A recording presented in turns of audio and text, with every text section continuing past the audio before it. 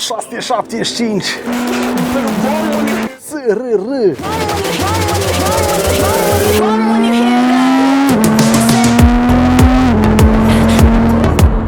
Ești nebun.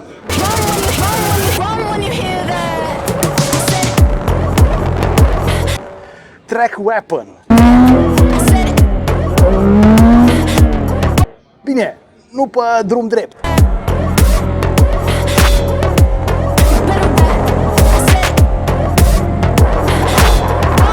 Dar în viraje.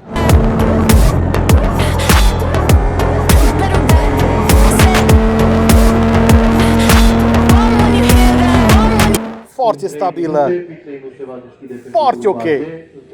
Am rămas surprins.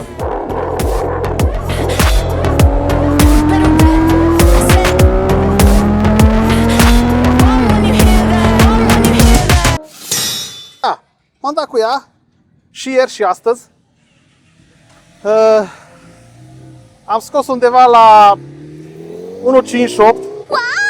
Congratulations! Așa fain te inclini, așa fain pui genunchiul jos. Așa fain poți să stai corect pe ea pentru genul ăsta de,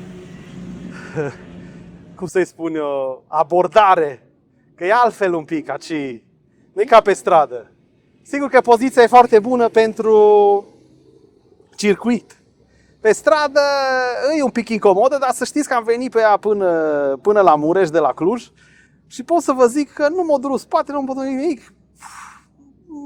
M-aș fi bucurat dacă ar fi avut un tempomat, cruise control, ar fi fost perfectă.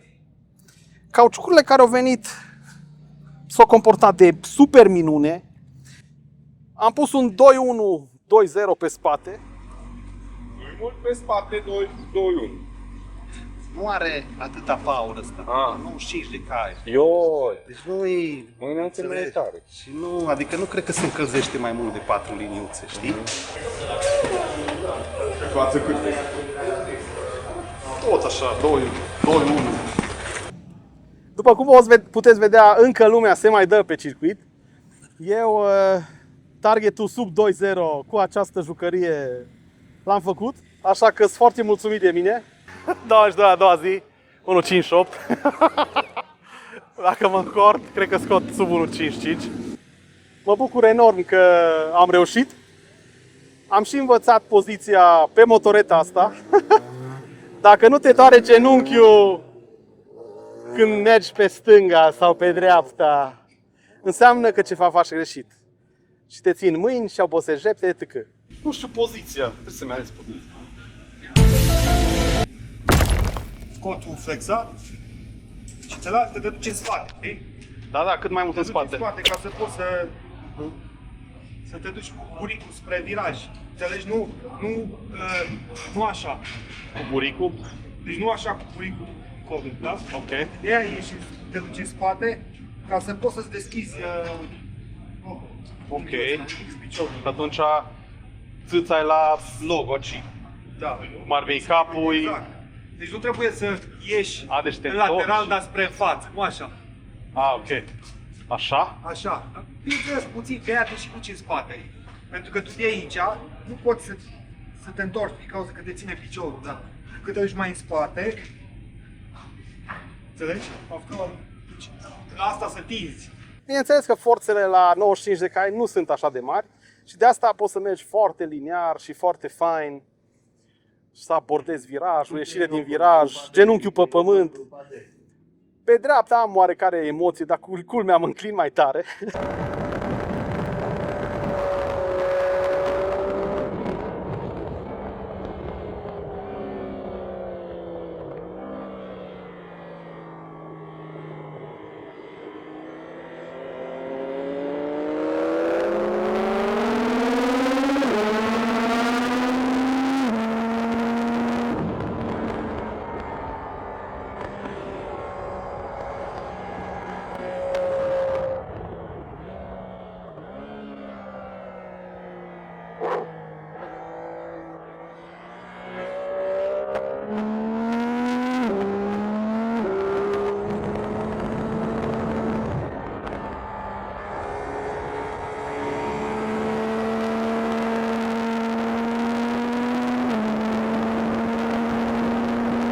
motoreta se comportă foarte bine, o văd ca și o motocicletă foarte bună pentru un domn care vrea să înceapă pe circuit, vrea toate sistemele să fie activate, că sigur, la banii ăștia de 6.000 și ceva de euro TVA inclus, poți să-ți iei mâna a doua liniștit, dar n-are ABS, n-are ASR, n-are traction control, n-are nimic, ești cu mâna la cur. Și nu mai bine ți iei tu una din asta și te distrezi cu ea și... Eu așa zic, că și la asta poți să scoți ABS-ul, poți să scoți traction control-ul, dar nu vă recomand, mai ales dacă sunteți la început, dacă nu pui frâne de alea bruște. Mergi lin, frânezi din timp și totul e beton.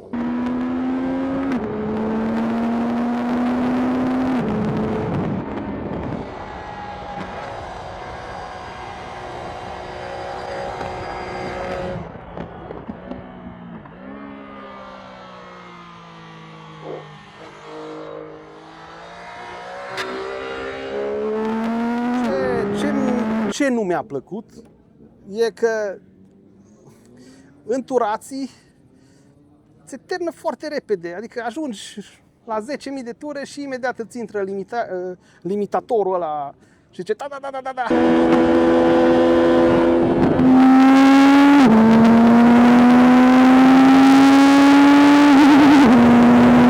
Și trebuie să schimbi destul de des față de cum sunt eu obișnuit. Și eu zic că se mai poate lucra acolo. Cred că cu un soft. Frâna, sigur că are o oarecare sponge, dar după ce depășește etapa asta de 2 cm, începe să prindă cum trebuie. Eu ce am făcut pentru sesiunea asta de la Transilvania Superbike, i-am întărit un pic arcurile față-spate. Cei de la M-Play au fost foarte drăguți și mi-au schimbat plăcuțele de frână și mi-au reglat un pic suspensia și o aerisire la frână. Și suficient. Nu trebuie să modifici nimic la motocicleta asta. Din ce am înțeles, poți să-i faci un update de soft, să schimbi evacuări, nu știu, să ajungi la 125 de cai. Să mă corecteze cineva dacă într-adevăr e așa. Eu ce vă pot spune e că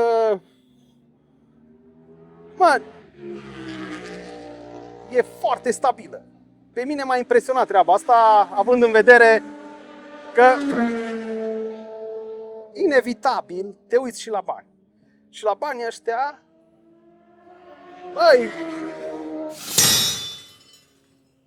dreaptă, deci nu mișcă, nu voblează, nu nimic.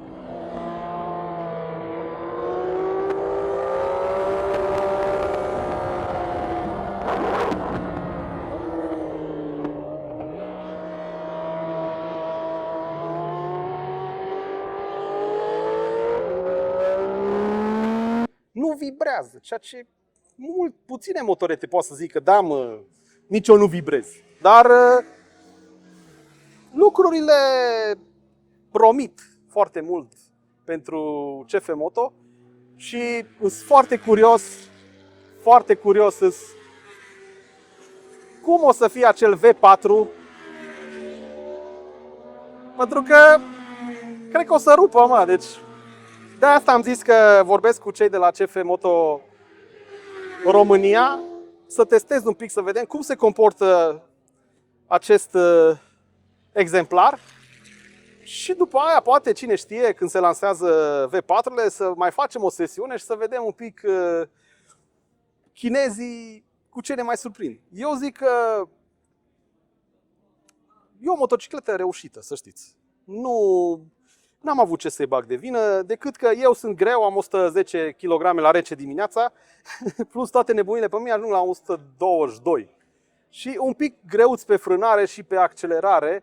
N-am reușit să depășesc 180 pe linie dreaptă și în zona unde poți să mergi un pic mai puternic. Din motivele astea, cred că sunt unii care au prins și 200. Eu, se pare că nu mă lasă gabaritul. Colegii bagă, n-au treabă. Ca și look, eu zic că arată foarte bine și materialele, să știți că nu par, chiar sunt de calitate.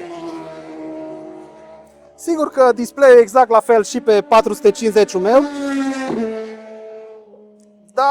în rest, mie îmi place cum arată. Adică e așa o... Liniștit, îți dă un vibe de superbike. Super! Doamne și domnilor, acesta a fost Super 675 SRR. Liniștit, dacă ești la început de drum, poți să-ți iei una din asta fără probleme și să vii, să te dai pe circuit la Mureș sau la Dâncata sau la Secuiesc. Super! Deci poți să înveți să stai corect 100%. Și acum haideți să vă arăt cum stau eu pe motocicleta asta. Ca să vă faceți o idee, eu am 184 de centimetri. Și poziția pare că e destul de bună, zic eu. Adică, sigur, așa e ideal pe drum, să nu și pui presiune pe mâini. Și chiar nu mă dor mâine. E o motocicletă care chiar te putea da toată ziua pe circuit pentru că nu te obosește. Forțele nu sunt așa de mari cum e la un Miar sau 200 cai sau nebunii de genul ăsta.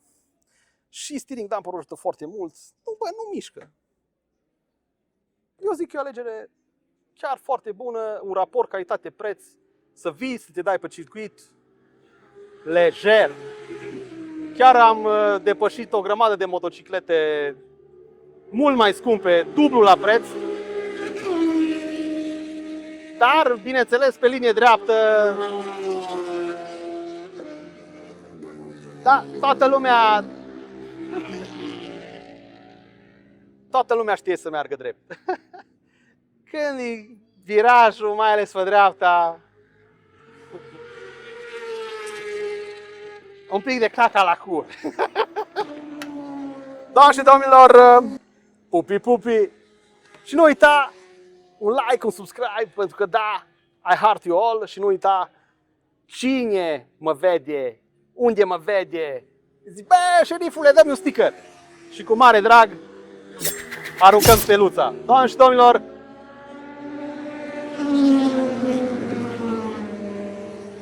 bă, ce nebună e ăsta, mă, ăsta e Răzvana meu. Ce-i mai place, eu. Da, vreau să mulțumesc și la cei 10 membri. Ce genial, graselor. Și ceva, nu s-a mai văzut de când ești. Da, o experiență minunată aici la Transilvania Superbikes. E ceva aparte. Vă recomand și să veniți, nu trebuie să te dai neapărat. Ca să intri în nebunia asta, poți să vii liniștit, te duci, bagi un burger, o apă, o chestie, o figură, te distrezi cu băieții, sunt foarte de treabă, n-ai niciun stres. Stai, te uiți, zici că ești la MotoGP, dar e aceea aproape de Cluj, e super. Și astea fiind spuse, da, dacă ești un pasionat, tânăr, ai 70 de kg, scop de zeu, ia-ți mă nebunie, du-te, învață să te dai și n-ai niciun stres. Bubi, bubi!